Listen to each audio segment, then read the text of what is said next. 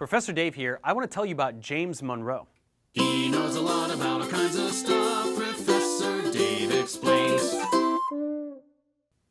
Born into the planter class, James Monroe fought in the Revolution under Washington and saw combat during the disastrous Battle of Long Island, which was the first and nearly last major battle of the war. He crossed the Delaware with Washington on Christmas Eve 1776 and is depicted holding the American flag in John Trumbull's famous painting, Washington Crossing the Delaware. He was wounded the next morning during the Battle of Trenton with a musket ball shot to his shoulder. After studying law under Thomas Jefferson from 1780 to 1783, he served as a delegate in the Continental Congress. As an anti-Federalist delegate to the Virginia Convention, considering ratification of the new Constitution, Monroe opposed ratification. He claimed it gave too much power to the federal government. But he took an active part in the new government, and in 1790 he was elected to the Senate of the First United States Congress, where he joined Jefferson's Democratic Republicans. He rose to national prominence as a diplomat in France when he negotiated the Louisiana Purchase in 1803. During the War of 1812, Monroe held both the critical roles of Secretary of State and the Secretary of War under President James Madison, the only man ever to hold both positions simultaneously. Facing little opposition from the disorganized Federalist Party, Monroe was easily elected president in 1816, as the Federalist candidate only carried 3 states. President Monroe bought Florida from Spain for $5 million and embarked on a tour of the country that was generally well received. He largely ignored party lines in making appointments to lower posts, which reduced old political tensions. He made 2 long national tours in 1817 to build national trust, thus inaugurating the era of good feelings, which lasted through his administration. With the ratification of the Treaty of 1818, the United States resolved boundary issues with Britain, and the country extended from the Atlantic to the Pacific, giving America harbor and fishing rights in the Pacific Northwest, while jointly occupying the Oregon Country. It represented America's first determined attempt at creating an American global empire. But a dispute over the admission of Missouri to the Union embroiled the country in 1820, threatening national unity. On February 3, 1819, New York Congressman James Talmadge, Jr. submitted 2 amendments to Missouri's request for statehood. The first proposed to federally prohibit further slave migration into Missouri. The second would require all slave offspring born after statehood to be freed at 25 years of age. At issue among Southern legislators was intrusion by their Northern Free State colleagues regarding slave labor. Northern critics objected to the expansion of slavery into the Louisiana Purchase territory because of the 3/5 rule, which counted slaves as 3/5 of a person in the state's population, even though they had no right to vote.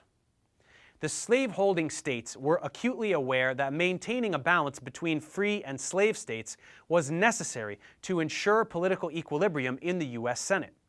With the Senate evenly split, both sections possessing 11 states, the admission of Missouri would give the South a 2-seat advantage in the Senate and chip away at the North's House majority. The South sought to enlist Missouri to maintain Southern political preeminence and ensure the security of slavery.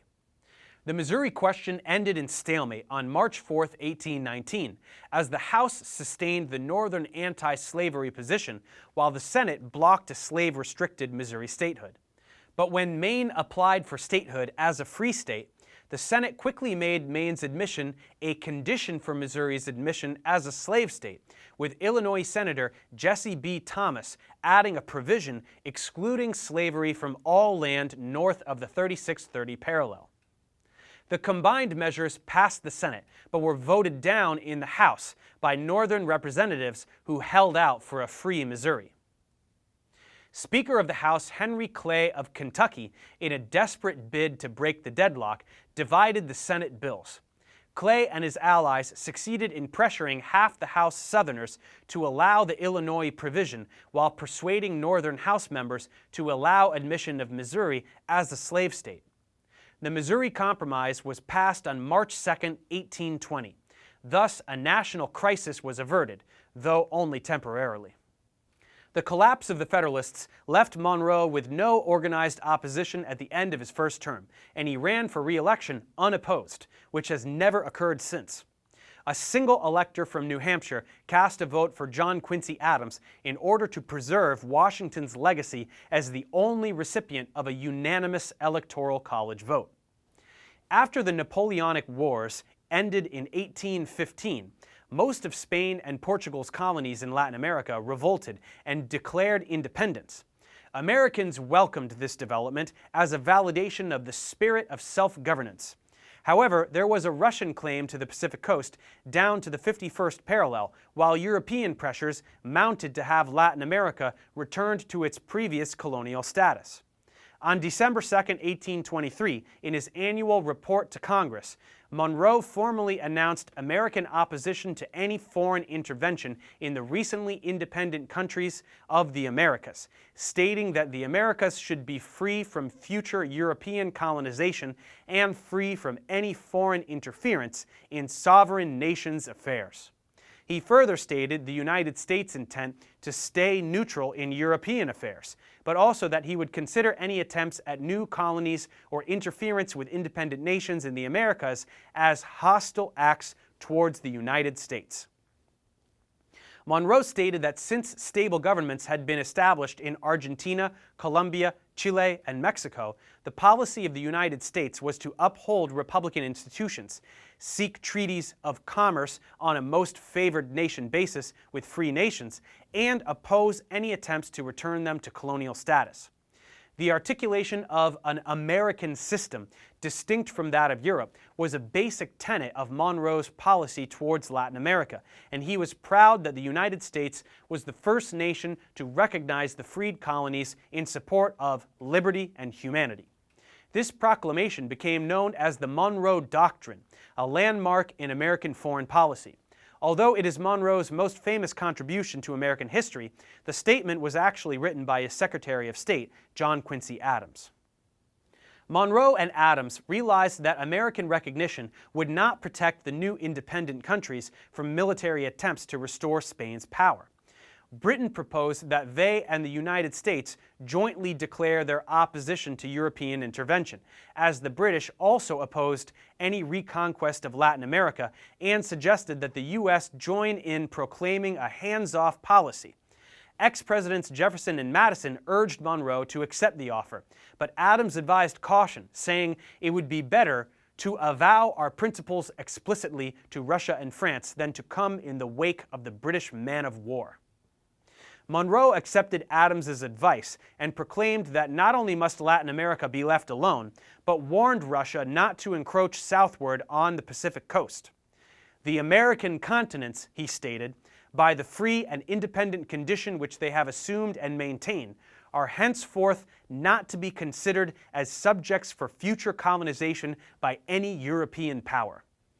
The Monroe Doctrine held that any future foreign effort to gain further political control in the hemisphere or to violate the independence of existing states would be treated as an act of hostility. It is to Monroe and Adams's great credit that there have been few serious European attempts at intervention since. Monroe's presidency was the end of an era. Not only was he the last of the Founding Fathers, but his presidency marked the end of the first period of American presidential history. He was the last U.S. president to wear a powdered wig, knee breeches, and tri-cornered hat, earning him the nickname Last Cocked Hat. He was also the last of the Virginia slave-holding Founding Fathers. Yet, as president, he alone tried to make restitution by providing passage back to the west coast of Africa for the freed descendants of kidnapped Africans.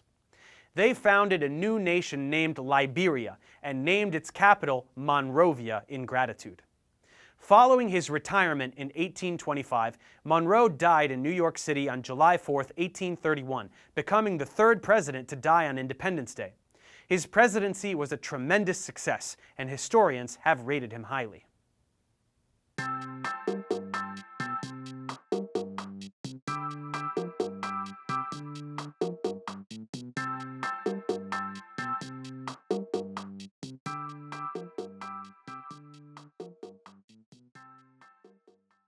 Thanks for watching, guys. Subscribe to my channel for more tutorials. Support me on Patreon so I can keep making content. And as always, feel free to email me, ProfessorDaveExplains@gmail.com.